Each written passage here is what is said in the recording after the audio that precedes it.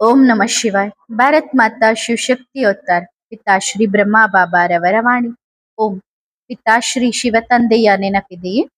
ಮುರಳಿಯ ದಿನಾಂಕ 13/7/2026.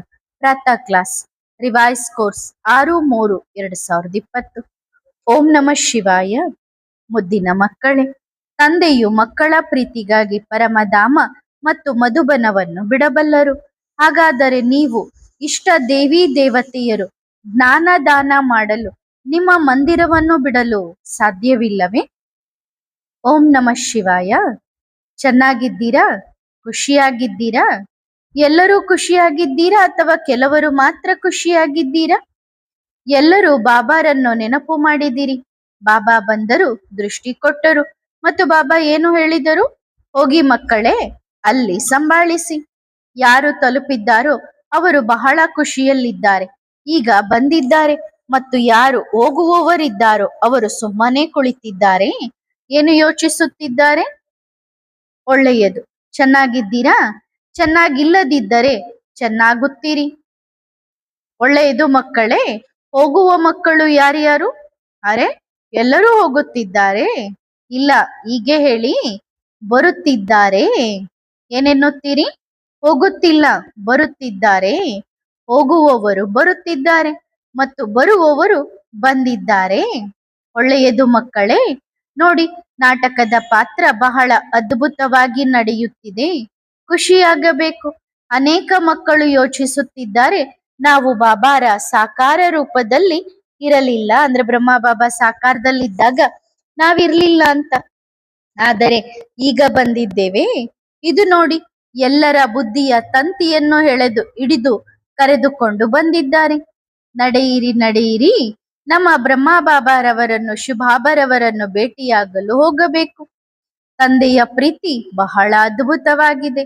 ತಂದೆಯ ಪ್ರೀತಿ ಬಹಳ ಪ್ರಿಯವಾಗಿದೆಯೇ? ಯಾರ್ಯಾರು ನೋಡಿದ್ದೀರಿ? ನಾವಂತೂ ಬಹಳ ನೋಡಿದ್ದೇವೆ. ಬಾಬಾ ಬಹಳ ಪ್ರಿಯರಾಗಿದ್ದಾರೆ.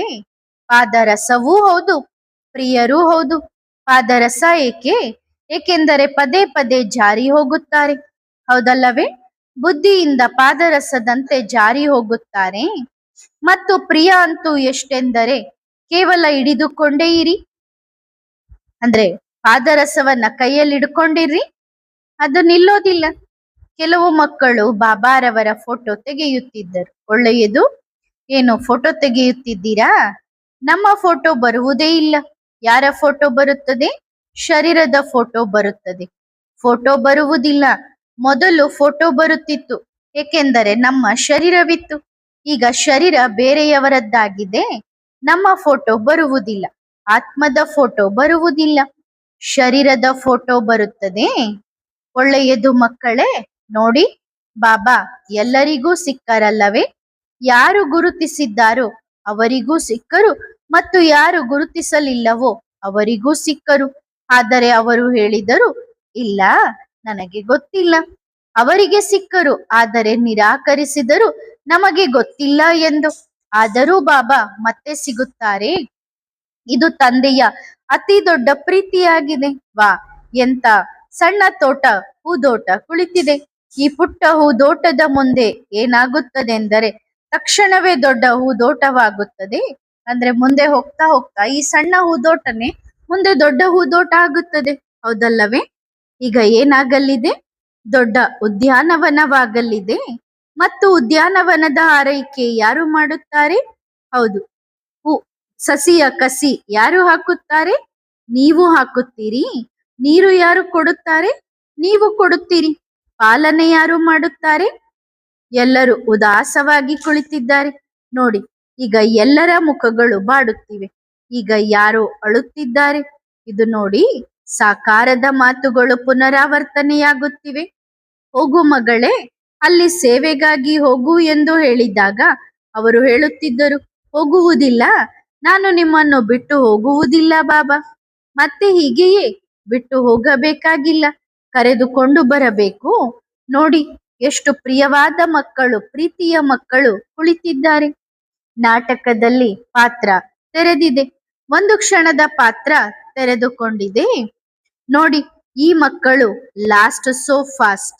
1-2 ದಿನದ ಮಕ್ಕಳು ಕೂಡ ತಂದೆಯನ್ನು ಭೇಟಿಯಾಗುತ್ತಾರೆ. 1-2 ದಿನದ ಮಕ್ಕಳು ಈಗ ತಾನೇ ಜನಿಸಿದ್ದಾರೆ. 1 ದಿನದವರು ಸಹ ಯಾವತ್ತಾದರೂ ಯೋಚಿಸಿದ್ದೀರಾ? ನಾವು ಹೀಗಿರುತ್ತೇವೆ, ಹೀಗೆ ಭೇಟಿಯಾಗುತ್ತೇವೆ, ಖುಷಿಯ ಮಾತುಗಳನ್ನಾಡುತ್ತೇವೆ. ಬಾಬಾರವರನ್ನು ಭೇಟಿಯಾದಾಗ ಏನೆನ್ನುತ್ತೇವೆ? ಬಾಬಾ, ನಾವು ಪ್ರತಿದಿನ ಭೇಟಿಯಾಗೋಣವೇ? ಒಳ್ಳೆಯದು ಮಕ್ಕಳೇ, ಹೋಗಿ ಏನು ಮಾಡಬೇಕು?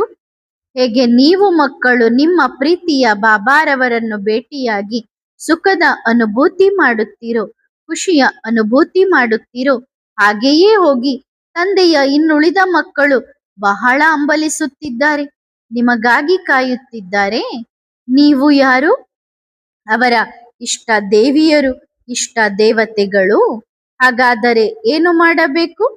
ನಾನು ಮಂದಿರದಲ್ಲೇ ಕುಳಿತಿರುತ್ತೇನೆ, ಭಕ್ತರು ಬಂದರೆ ದರ್ಶನ ಕೊಡುತ್ತೇನೆ ಎಂದು ಹೇಳಬಾರದು. ಇಲ್ಲ, ಸ್ವಯಂ ತಂದೆಯೇ ಮಕ್ಕಳ ಪ್ರೀತಿಗಾಗಿ ಪರಮಧಾಮವನ್ನು ಬಿಡಬಲ್ಲರು, ಮಧುಬನವನ್ನು ಬಿಡಬಲ್ಲರು ಎಂದ ಮೇಲೆ ನೀವು ನಿಮ್ಮ ಮಂದಿರವನ್ನು ಬಿಡಲು ಸಾಧ್ಯವಿಲ್ಲವೇ? ಬಿಡಬಹುದು ತಾನೆ? ಹಾಗಾದರೆ ಬಿಟ್ಟು ಬಿಡಿ. ನನ್ನ ಬಳಿ ಯಾರು ಜ್ಞಾನ ಕೇಳಲು ಬರುತ್ತಾರೋ ಅವರಿಗೆ ಮಾತ್ರ ಹೇಳುತ್ತೇನೆ. ಇಲ್ಲದಿದ್ದರೆ ನಾನು ಹೋಗುವುದಿಲ್ಲ ಎಂದು ಯೋಚಿಸಬೇಡಿ. ಹೀಗೆ ಈಗ ಮಂದಿರದ ದೇವಿಯರು ಹೊರಗೆ ಸಂಚರಿಸಲು ಹೋಗುತ್ತಾರೆ, ತಮ್ಮ ದರ್ಶನ ಕೊಡಲು ಹೋಗುತ್ತಾರೆ. ಯಾರೂ ಸಹ ನಾವು ಇಂದಿನ ಸಾಲಿನಲ್ಲಿದ್ದೇವೆ, ನಮ್ಮ ಸರದಿ ಬರಲಿಲ್ಲ, ನಾವು ದರ್ಶನ ಮಾಡುವುದು ಹೇಗೆ ಎಂದು ಹೇಳಬಾರದು.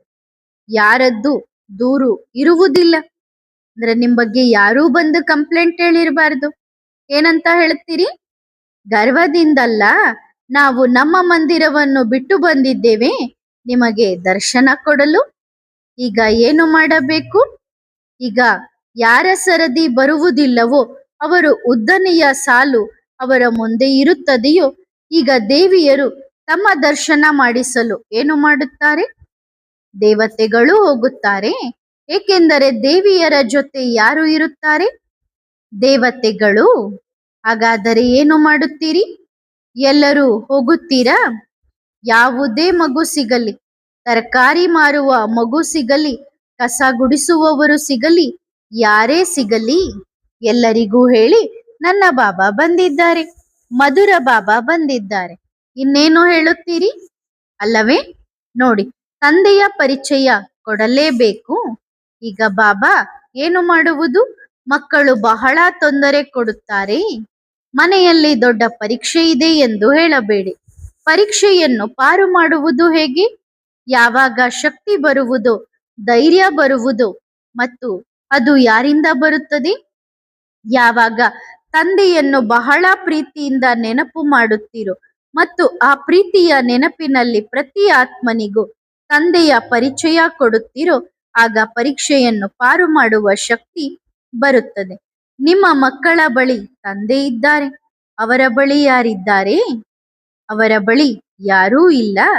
ಕೇವಲ ನೀವು ಇಷ್ಟ ದೇವ ದೇವಿಯರೇ, ಅವರು ಭಗವಂತರು. ಹಾಗಾದರೆ ನೀವು ಮಕ್ಕಳು ಏನು ಮಾಡಬೇಕು? ಪ್ರತಿಯೊಂದು ಆತ್ಮನ ಬಳಿ ಹೋಗಬೇಕು, ನಿಮ್ಮ ದರ್ಶನ ಮಾಡಿಸಲು. ಹೋಗುತ್ತೀರಾ? ಹೋಗಿ ಈ ಸೇವೆ ಮಾಡಬೇಕು. ಮಾಡುತ್ತೀರಾ? ಎಲ್ಲ ಮಕ್ಕಳು ಮಾಡುತ್ತೀರಾ? ಮನಸಾರೆ ಮಾಡಿ.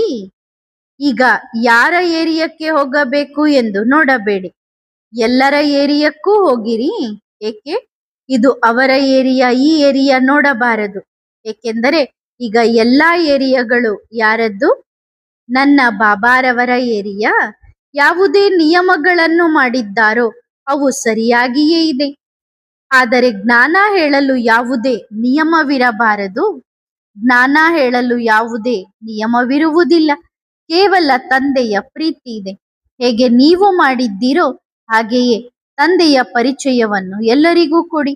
ತಂದೆಯನ್ನು ಭೇಟಿಯಾಗದಿದ್ದರೂ ಪರವಾಗಿಲ್ಲ, ಆದರೆ ಪರಿಚಯವನ್ನಂತೂ ಕೊಡಬೇಕು. ಸೇವೆ ಮಾಡುತ್ತೀರಾ? ಪಕ್ಕ. ಮೊದಲು ಪ್ರತಿದಿನ ಶಿಕ್ಷಣವನ್ನು ಓದಬೇಕು, ನಂತರ ಸೇವೆ ಮಾಡಬೇಕು. ಹೋಗಿ ಎಷ್ಟು ಪ್ರೀತಿಯಿಂದ ಹೊರಬರಲಿ ಎಂದರೆ, ನನ್ನ ಬಾಬಾ ಬಂದಿದ್ದಾರೆ. ಬಾಬಾ ಹೇಳುತ್ತಾರೆ, ಮಕ್ಕಳೇ, ತಂದೆಯ ಗೌರವವನ್ನು ಉಳಿಸಿ. ಗೌರವ ಉಳಿಸುವುದು ಎಂದರೆ ತಂದೆಯು ನಿಮಗೆ ನೀಡಿದ ಈ ಖಜಾನೆಯನ್ನು ಹಂಚಬೇಕು. ಹಂಚದಿದ್ದರೆ ಮರಳಿ ಕೊಡುವುದಿಲ್ಲ. ಜ್ಞಾನದ ಖಜಾನೆ ಎಂದರೇನು? ಹಂಚುವುದು. ಏಕೆಂದರೆ ಜ್ಞಾನವನ್ನು ಹಂಚುವವರೆಗೂ ನಿಮ್ಮ ಮಕ್ಕಳ ಬಳಿ ಹೊಸತು ಬರುವುದಿಲ್ಲ. ಮತ್ತು ಜ್ಞಾನವನ್ನು ಎಷ್ಟು ಹಂಚುತ್ತೀರೋ ಅಷ್ಟು ಹೆಚ್ಚಾಗುತ್ತದೆ. ನೀವು ಹೀಗೆ ಬಚ್ಚಿಟ್ಟರೆ, ಇಲ್ಲ ಇಲ್ಲ ಇದು ನನಗಾಗಿ ಮಾತ್ರ ಎಂದರೆ ಸರಿ, ನಿಮಗೆ ಇಷ್ಟೇ ಸಾಕು ಎನ್ನಲಾಗುತ್ತದೆ. ಈಗ ಮನೆಗೆ ಯಾರೇ ಬರಲಿ ಎಲ್ಲರನ್ನು 1 ನಿಮಿಷ ಕೂರಿಸಿ ಅವರಿಗೆ ನೀರು ಕುಡಿಸಿ, ಅಂದ್ರೆ ಕುಡಿಯಲು ನೀರು ಕೊಟ್ಟು ನಂತರ ತಂದೆಯ ಪರಿಚಯ ಕೊಡಿ. ಸರಿ ತಾನೆ? ಕೆಲವು ಕಡೆ ಮಕ್ಕಳು ಹೀಗೆ ಮಾಡುತ್ತಾರೆ. ಯಾರೇ ಬಂದರೂ ಏನು ಮಾಡುತ್ತಾರೆ ಗೊತ್ತಾ? ಯಾರಾದರೂ 2-4 ಜನ ಮಕ್ಕಳು ಬಂದಾಗ, ಭೇಟಿಯಾದಾಗ ಏನು ಮಾಡುತ್ತಾರೆ? ನನ್ನ ಮನೆಯಲ್ಲಿ ಹೀಗೆ ನಡೆಯುತ್ತಿದೆ, ನನ್ನ ಮನೆಯಲ್ಲಿ ಈ ಕಾರ್ಯ ಇದು ನಡೆಯುತ್ತಿದೆ, ನನ್ನ ಮನೆಯಲ್ಲಿ ಇಷ್ಟು ಸಮಸ್ಯೆ ಇದೆ, ಏನು ಮಾಡುವುದು, ಹೇಗೆ ಮಾಡುವುದು? ಈಗ ಈ ರೀತಿ ಮಾತನಾಡಬೇಡಿ. ಯಾರಲ್ಲಿ ಈ ಕೊರತೆ ಇದೆಯೋ ಅವರು ಅದನ್ನು ತೆಗೆದು ಹಾಕಬೇಕು. ಯಾವಾಗ ಪರಸ್ಪರ ಒಬ್ಬರಿಗೊಬ್ಬರು ಭೇಟಿಯಾಗುತ್ತೀರೋ ಆಗ ಏನೆನ್ನಬೇಕು? ಬಾಬನ ನೆನಪಿದೆಯೇ? ನೆನಪಿಲ್ಲದಿದ್ದರೆ ನೆನಪನ್ನು ಮಾಡಿಸೋಣ. ಒಬ್ಬರಿಗೊಬ್ಬರು ತಂದೆಯ ನೆನಪನ್ನು ಮಾಡಿಸಿ. ನಂತರ ಇನ್ನೊಬ್ಬರು ಹೇಳುತ್ತಾರೆ, ಹಿಂದಿನ ಮುರುಳಿಯನ್ನು ಓದಿದ್ದೀರಾ? ಮತ್ತು ಯಾರು ಅಜ್ಞಾನಿಗಳಿದ್ದಾರೋ ಅವರಿಗೆ ಕೂರಿಸಿ 2 ನಿಮಿಷ ತಂದೆಯ ಪರಿಚಯವನ್ನು ಅವಶ್ಯವಾಗಿ ಕೊಡಿ. ಯಾರು ತಮ್ಮ ಕುಲದವರು ಅವರು ಕೇಳುತ್ತಾರೆ. ಬೇರೆ ಕುಲದವರಾದರೆ ಏನೆನ್ನುತ್ತಾರೆ? ಇವರ ಬಳಿ ಯಾವಾಗ ಬಂದರೂ ಇದನ್ನೇ ಹೇಳುತ್ತಾರೆ. ಆಗ ಹೇಳಿ, ಪರವಾಗಿಲ್ಲ, ನಮ್ಮ ವಿಚಾರಗಳು ನಿಮ್ಮ ಜೊತೆ ಹೊಂದುತ್ತಿಲ್ಲ. ಮತ್ತೆ ಬಂದಾಗ 1 ಸಾರಿ ಹೇಳಿ, 2ನೇ ಸಾರಿ ಬಂದಾಗ ಮತ್ತೆ ಶುರು ಮಾಡಿ, ನನ್ನ ಬಾಬಾ ಬಂದಿದ್ದಾರೆ ಎಂದು. ಹೌದು, ಆಗ ನೀವು ವ್ಯರ್ಥದಿಂದ ಬಚಾವಾಗುತ್ತೀರಿ. ನಂತರ ಬಾಬಾ ಒಬ್ಬೊಬ್ಬರಿಗೆ ಹೋಗುವ ಮಕ್ಕಳೊಂದಿಗೆ ಮಾತನಾಡಿಸಿ ಅವರಿಗೆ ಟೋಲಿಯನ್ನು ತಿನ್ನಿಸಿದರು ಮತ್ತು ಗಿಫ್ಟ್ ಅನ್ನು ಕೂಡ ಕೊಟ್ಟರು. ವೈಯಕ್ತಿಕವಾಗಿ ಮಕ್ಕಳು ಬಾಬನನ್ನು ಭೇಟಿಯಾದರು. ಮಕ್ಕಳೇ, ಪೇಪರ್ ಕೂಡ ಬಹಳ ಚೆನ್ನಾಗಿದೆ, ಏಕೆಂದರೆ ತಂದೆಯೊಂದಿಗೆ ಭೇಟಿ ಮಾಡಿಸಿದೆ. ಪರೀಕ್ಷೆ ಇಲ್ಲದಿದ್ದರೆ ನೀವು ಇಲ್ಲಿಗೆ ಬರುತ್ತಿರಲಿಲ್ಲ. ಹಾಗಾದರೆ ಪರೀಕ್ಷೆ ಚೆನ್ನಾಗಿದೆ ಅಲ್ಲವೇ? ಈಗ ಖುಷಿಯಾಗಿರಬೇಕು, ಖುಷಿಯಲ್ಲಿ ಕುಣಿಯಬೇಕು. ಯಾರು ಸಿಕ್ಕಿದ್ದಾರೆ? ಹಳೆಯ ಸಂಗಾತಿ ಸಿಕ್ಕಿದ್ದಾರೆ. ಹಾಗಾದರೆ ಈಗ ಏನು ಮಾಡುತ್ತೀರಿ? ಇತರರನ್ನು ಕುಣಿಸುತ್ತೀರಿ ಮತ್ತು ಸ್ವತಃ ಕುಣಿಯುತ್ತೀರಲ್ಲವೇ? ಮನಸ್ಸಿನಿಂದ ನೃತ್ಯ ಮಾಡಿ. ಸರಿ ತಾನೆ? ಯಾರು ತಮ್ಮನ್ನು ತಾವು ವಯಸ್ಸಾಗಿದೆ, ನಾವು ಮುದುಕರು ಎಂದು ಭಾವಿಸಬೇಡಿ. ಏಕೆಂದರೆ ಆತ್ಮ ಎಂದಿಗೂ ವಯಸ್ಸಾಗುವುದಿಲ್ಲ. ಮತ್ತು ನೀವು ಮಕ್ಕಳು ಯಾರು? ಆತ್ಮ. ಶರೀರಕ್ಕೆ ವಯಸ್ಸಾಗುತ್ತದೆ, ಆದರೆ ಆತ್ಮಕ್ಕೆ ಎಂದೂ ವಯಸ್ಸಾಗುವುದಿಲ್ಲ. ಬಾಬಾ ಜೊತೆಗಿದ್ದಾರೆ, ಜೊತೆಗಿರುವರು ಮತ್ತು ಸಾಮಾನುಗಳನ್ನು ಹೊರುವರು. ನೋಡಿ, ಈ ಹಳೆಯ ಶರೀರದಿಂದಲೂ ಸೇವೆ ಮಾಡಬೇಕು. ಆತ್ಮದ ಲೆಕ್ಕಾಚಾರ ಎಲ್ಲೋ ಒಂದು ಕಡೆ ತಟ್ಟುತ್ತದೆ. ಈಗ ನಮ್ಮ ಲೆಕ್ಕಾಚಾರ ನೋಡಿ, ದಾದಿಯವರ ಲೆಕ್ಕಾಚಾರವನ್ನು ನೋಡಿ. ಇದರಲ್ಲಿ ಪ್ರತಿ ಮಗುವಿನ ಪರೀಕ್ಷೆಯೂ ಆಗುತ್ತದೆ. ಯಾವ ಮಗು ನಿಶ್ಚಯ ಬುದ್ಧಿಯಾಗಿದೆ ಎಂದು ಅರ್ಥವಾಯಿತೇ? ತಂದೆ ಸಿಕ್ಕಾಗ ಕಾಯಿಲೆಯೂ ಬಂದಿತು ಎಂದು ಯೋಚಿಸಬೇಡಿ. ತಂದೆ ಸಿಕ್ಕಿದ್ದರಿಂದ ಕಾಯಿಲೆಯಿಂದ ಮುಕ್ತರಾಗುತ್ತಿದ್ದೀರಿ. ಕಾಯಿಲೆ ಬರುವುದಿಲ್ಲ. ಆ ಕಾಯಿಲೆ ಬಂದಾಗ ಏನಾಗುತ್ತಿತ್ತು? ಅದು ದೊಡ್ಡ ರೂಪ ತಾಳುತ್ತಿತ್ತು. ತಂದೆ ಸಿಕ್ಕ ನಂತರವೂ ಶೂಲವು ಏನಾಯಿತು? ಮುಳ್ಳಾಯಿತು. ಪ್ರತಿ ಹೃದಯದಿಂದ ಧ್ವನಿ ಹೊರಬರಲಿ, ನನ್ನ ಬಾಬಾ ಬಂದಿದ್ದಾರೆ. ಕೆಲವೊಂದು ಮಕ್ಕಳು ಏಕಾಂತದಲ್ಲಿ ತಂದೆಯ ಧ್ವನಿಯನ್ನು ಕೇಳಿ ಹೇಳುತ್ತಿದ್ದರು, ಬಾಬಾ ನಾನು ಯಾವಾಗ ಬರುತ್ತೇನೆ? ಬಾಬಾ ಹೇಳುತ್ತಾರೆ, ಬೇಗ ಬರುತ್ತೀರಿ. ಈಗ ಬಂದಿರಲ್ಲವೇ? ಹೌದು, ನೋಡಿ ಬಾಬಾ ಹೇಗೆ ಉಳಿಸುತ್ತಾರೆ. ಕೈ ಹಿಡಿದು ಮೇಲೆ ಎಬ್ಬಿಸುತ್ತಾರೆ, ಉಳಿಸುತ್ತಾರೆ. ಒಬ್ಬ ಸಹೋದರರು ತಮ್ಮ ಅನುಭವವನ್ನು ಹಂಚಿಕೊಂಡರು. 28 ಅಡಿ ಮೇಲಿನಿಂದ ಕೆಳಗೆ ಬಿದ್ದ ನಂತರ ಬಾಬಾ ಕೈ ಹಿಡಿದು ಎಳೆದರು. 4 ಅಡಿ ಮೇಲೆ ಎಳೆದು ನಿಲ್ಲಿಸಿದರು. ಶರೀರದಲ್ಲಿ ಯಾವುದೇ ಗಾಯವಾಗಲಿಲ್ಲ. ಎಲ್ಲಿಯೂ ಸ್ವಲ್ಪವೂ ಪೆಟ್ಟಾಗಲಿಲ್ಲ, ಎಲ್ಲಿಯೂ ಮೂಳೆ ಮುರಿಯಲಿಲ್ಲ, ಏನೂ ಆಗಲಿಲ್ಲ. ಏಕೆಂದರೆ ಈಗ ಬಾಬಾ ಸೇವೆಯ ಸಲುವಾಗಿ ಎರಡನೇ ಜನ್ಮ ಕೊಟ್ಟಿದ್ದಾರೆ. Very good. ಯಾವುದಕ್ಕಾಗಿ ಕೊಟ್ಟಿದ್ದಾರೆ? ಸೇವೆಗಾಗಿ ಕೊಟ್ಟಿದ್ದಾರೆ. ಈಗ ಚೆನ್ನಾಗಿ ಮನಸ್ಸಿನಿಂದ ಸೇವೆ ಮಾಡಿ. ಇನ್ನು ನಿಮ್ಮ ಪಾತ್ರ ಬಾಕಿ ಇದೆ. 4 ಕಡೆ ಅಡ್ಡಾಡಿ ಮತ್ತು ಏನೆನ್ನಬೇಕು? ನನ್ನ ಬಾಬಾ ಬಂದಿದ್ದಾರೆ ನೋಡಿ. ಯಾವಾಗ ಯೋಚಿಸಿದ್ದೀರಿ ಹೀಗೆ ಭೇಟಿಯಾಗುತ್ತೇವೆ ಎಂದು? ಯೋಚಿಸಿದ್ದೀರಾ? ಒಬ್ಬರನ್ನು ಭೇಟಿಯಾಗಲು ಹಂಬಲಿಸುತ್ತಿದ್ದೀರಿ. ಈಗ ಇಬ್ಬಿಬ್ಬರು ಸಿಕ್ಕಿದ್ದಾರೆ.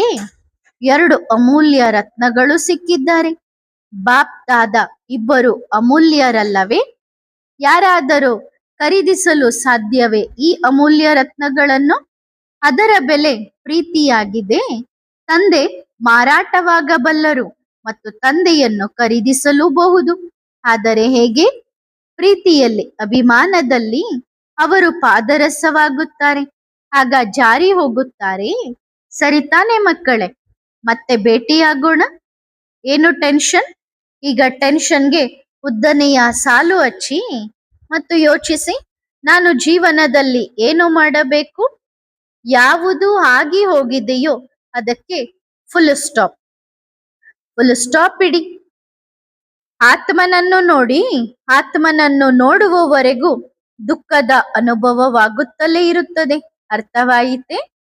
ಏನನ್ನು ನೋಡಬೇಕು? ಆತ್ಮ ಎಲ್ಲಿಗೆ ಹೋಯಿತು ಎಂದು ಯಾರಿಗೂ ಗೊತ್ತಿಲ್ಲ. ತಂದೆಗೆ ಗೊತ್ತಿದೆ, ಆದರೆ ಹೇಳುವುದಿಲ್ಲ. ಏಕೆಂದರೆ ಕರೆತರಲು ಹೋಗಿಬಿಡುತ್ತೀರಿ. ನಮ್ಮ ಮಗು ಇಲ್ಲಿಗೆ ಕರೆತನ್ನಿ ಎಂದು. ಆದರೆ ಯಾರ ಮನೆಗೆ ಆ ಮಗು ಹೋಗಿದೆಯೋ ಅವರ ಗತಿ ಏನು? ತಿಳುವಳಿಕೆಯುಳ್ಳ ಮಕ್ಕಳು ಆತ್ಮನನ್ನು ನೋಡಲಿ. ಶರೀರವನ್ನು ನೋಡುವುದನ್ನು ನಿಲ್ಲಿಸಿಬಿಡಿ. ಆ ಆತ್ಮನ ಜನ್ಮವಾಯಿತು, ಅದು ಖುಷಿಯಾಗಿದೆ. ನೀವು ಚಿಂತಿಸಬೇಡಿ. ಸರಿ ತಾನೆ? ಏಕೆಂದರೆ ತಂದೆಯ ವಾಗ್ದಾನವಿದೆ. ನೀವು ಚಿಂತಿಸಿದರೆ ತಂದೆ ಚಿಂತಿಸುವುದಿಲ್ಲ, ಮತ್ತು ಒಂದು ವೇಳೆ ನೀವು ಚಿಂತಿಸಿದರೆ ಅದು ಹೆಚ್ಚಾಗುತ್ತದೆ. ತಂದೆ ಒಂದು ಕ್ಷಣದಲ್ಲಿ ಎಲ್ಲವನ್ನೂ ಬಗೆಹರಿಸುತ್ತಾರೆ. ಹಾಗಾದರೆ ಒಳ್ಳೆಯದಲ್ಲವೇ? ತಂದೆಯೇ ಚಿಂತಿಸಲಿ. ನಿಮ್ಮನ್ನು ಚಿಂತೆಯಿಂದ ಮುಕ್ತಗೊಳಿಸಿದರು. ಆದ್ದರಿಂದ ಏನೆನ್ನುತ್ತೀರಿ? ತಂದೆ ಹೇಳುತ್ತಾರೆ, ಮಕ್ಕಳೇ ಚಿಂತಿಸಬೇಡಿ, ನಾನು ಕುಳಿತಿದ್ದೇನಲ್ಲವೇ? ಇಲ್ಲ, ಈಗ ನಾನು ಎದ್ದು ನಿಂತಿದ್ದೇನೆ. ಇಲ್ಲಿಯವರೆಗೆ ಇಷ್ಟು ಸಮಯ ಕುಳಿತಿದ್ದರು, ಆದರೆ ಈಗ ಎದ್ದು ನಿಂತಿದ್ದಾರೆ. ಮತ್ತು ಯಾವಾಗ ತಂದೆ ಎದ್ದು ನಿಲ್ಲುತ್ತಾರೋ ಆಗ ಏನಾಗುತ್ತದೆ? ಇಡೀ ವಿಶ್ವದ ಪರಿವರ್ತನೆಯಾಗುತ್ತದೆ. ಎದ್ದು ನಿಂತು ನಂತರ ನಡೆಯುತ್ತಾರೆ ಕೂಡ. ನಡೆಯಲೇಬೇಕು, ಏಕೆಂದರೆ ಎದ್ದು ನಿಂತಿದ್ದಾರೆ. ಸರಿ ತಾನೆ? ನಿಶ್ಚಿಂತ ಚಕ್ರವರ್ತಿಗಳಾಗಿ ಹಾರಾಡಿರಿ ಮತ್ತು ಯೋಚಿಸಿ, ನನ್ನ ಬಾಬಾ ನನ್ನ ಬೆರಳನ್ನು ಹಿಡಿದು ಬಹಳ ಪ್ರೀತಿಯಿಂದ ಹಿಡಿದಿದ್ದಾರೆ ಮತ್ತು ನನ್ನನ್ನು ನಡೆಸುತ್ತಿದ್ದಾರೆ. ಇಲ್ಲ, ಮೇಲೆ ಹಾರಿಸುತ್ತಿದ್ದಾರೆ ಮತ್ತು ಅವರು ಸ್ವಯಂ ಹಾರುತ್ತಿದ್ದಾರೆ. ನಿಮ್ಮನ್ನು ಮಡಿಲಿನಲ್ಲಿ ಎತ್ತಿಕೊಂಡು ಹಾರಲು ಕೂಡ ಪರಿಶ್ರಮ ಬೇಕಲ್ಲವೇ? ಹಾರುವಾಗ ಸ್ವಲ್ಪ ಪರಿಶ್ರಮ ಬೇಕಲ್ಲವೇ? ಹಾಗಾದರೆ ನೀವು ಏನು ಮಾಡುತ್ತೀರಿ? ನನ್ನ ಬಾಬಾ ನನ್ನನ್ನು ಮಡಿಲಿನಲ್ಲಿ ಎತ್ತಿಕೊಂಡಿದ್ದಾರೆ ಮತ್ತು ನಾನು ಬಾಬಾರವರ ಜೊತೆ ಮೇಲಾರುತ್ತಿದ್ದೇನೆ. ಸರಿ ತಾನೆ? ಖುಷಿಯಾಗಿರಿ. ಇವತ್ತಿನ ದಿನದ ನಂತರ ಮತ್ತೆಂದೂ ಅಳಬಾರದು. ಬಾಬಾ, ಇವರು ಒಂದು ದಿನದ ಮಗು,